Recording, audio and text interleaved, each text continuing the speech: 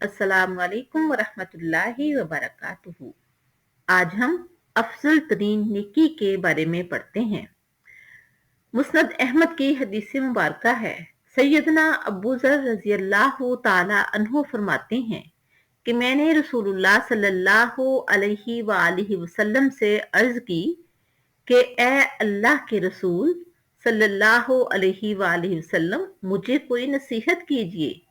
तो आप सल्लल्लाहु अलैहि वालैहि वसल्लम ने फरमाया, जब भी तुम कोई बुराई करो तो उसके पीछे नेकी लगा दिया करो, इस बुराई को मिटा देगी, यानी वो नेकी इस बुराई को मिटा देगी। मैंने कहा, ए अल्लाह के रसूल सल्लल्लाहु अलैहि वालैहि वसल्लम, क्या ला इलाहा इल्लल्लाह भी नेकी है?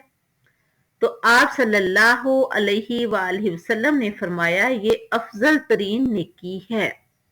हम गुनाहगार हैं, हमसे सारा दिन गलतियां सरजद होती रहती हैं।